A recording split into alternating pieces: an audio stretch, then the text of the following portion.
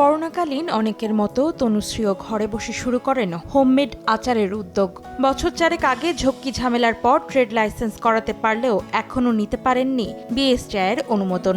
আমাদের মতো অনেকে আছে যাদের ফ্যাক্টরি নাই, তারা ঘরোয়াভাবে কাজটা করে। এই যে আলাদা আলাদা ফিস, এগুলো কিন্তু আমাদের জন্য অনেক বেশি বার্ডেন হয়ে যায়। এই কারণে বিএসটিআইটা করতে পারছি না সহজে।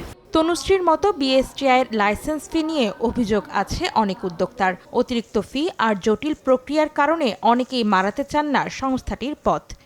বিএসটির নিয়ম হচ্ছে প্রতি মধুর জন্য আলাদা আলাদা লাইসেন্স করা, টাকা জমা দেওয়া, যে নিয়ম অনুসারে প্রতিটা ফ্লেভার প্রতিটা লাইসেন্স পরীক্ষা করতে কিন্তু ওইগুলো তো আমরা ছোট উদ্যোক্তা, আমাদের পক্ষে সম্ভব না ওগুলো। খাদ্যজাত যে কোনো পণ্যের জন্য বিএসটিআইয়ের গুণগত মান সনদ পেতে গেলে পেরুতে হবে 21টি ধাপ। প্রথমে আবেদন ও 1000 টাকা সহ জমা দিতে হবে প্রতিষ্ঠানের trade licence copy, tin certificate, কারখানার লেআউট সহ 8 ধরনের কাগজপত্র। এরপর কারখানা পরিদর্শনে গিয়ে পণ্যের নমুনা সংগ্রহ করে তা সিল করে দেবেন কর্মকর্তা। সিল করা নমুনা বিএসটিআইয়ের অফিসে গিয়ে নির্ধারিত টেস্টিং ফি সহ জমা দিতে হয়। এক্ষেত্রে একই স্বাদের একই পণ্যের আলাদা সাইজের বোতল কিংবা প্যাকেটের জন্য দিতে হয় আলাদা ফি। খাদ্যজাত পণ্যের জন্য যা 1200 থেকে 16,000 টাকা। এরপর ল্যাবরেটরি পরীক্ষায় উত্তীর্ণ হলে দেয়া হয় লাইসেন্স, যা বাড়িয়ে দেয় খরচ ও ভোগান্তি। আমের আচারের ভেতরে যদি আপনার আলাদা করে 5টা ধরন থাকে, তাহলে ওটার জন্য 5টা প্রসেস সবকিছু ইন্ডিভিজুয়ালি করতে হয়। ওখানে উল্লেখ থাকবে 150 গ্রামের এবং আপনার কাছে 200 গ্রামের আছে, 200 গ্রামের। তো ওই দুইটা জারি আপনি আসলে 3 বছরের জন্য অনুমোদন পাচ্ছেন। এরপরে এটাকে আবার রিনিউ করতে থাকতে হয় 3 বছর অন্তর অন্তর।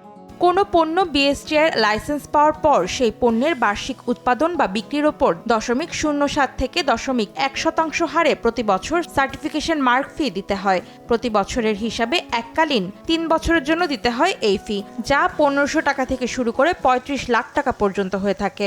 এর সঙ্গে আবার যোগ হয় 15% ভ্যাট, যা চাপে ফেলে বড় বড় কোম্পানিকেও।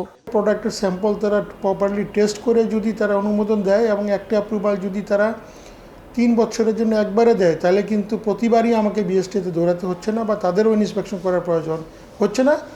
র্যান্ডম ইন্সপেকশন অলওয়েজ করতে পারে, মার্কেট থেকে প্রোডাক্ট উঠিয়ে অলওয়েজ করতে পারে, বাট আমাকে যেন 3 বছরের মধ্যে একবার যেতে হয়, এই প্রসেসটা হওয়া উচিত। যদিও এ ব্যাপারে ভিন্ন তথ্য দিয়ে বিএসটিআর সার্টিফিকেশন মার্কস সিএম বিভাগের পরিচালক জানান, একটি ক্যাটাগরির পণ্যের জন্য একটি লাইসেন্সই যথেষ্ট।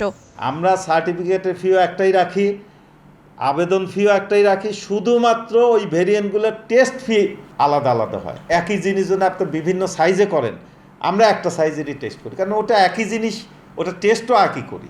এই অবস্থায় উদ্যোক্তাদের সুবিধার্থে বিএসটিআই লাইসেন্স ফি কমাতে কাজ চলছে বলে জানান শিল্প সচিব।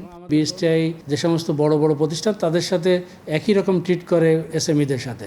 তা আমরা আগামী গভর্নিং বডিতে আমরা এটা উত্থাপন করব যে তাদের জন্য সহজভাবে এবং কিছু অর্থ কমানো যায় কিনা, এটার ব্যাপারে আমরা চিন্তাভাবনা আছে।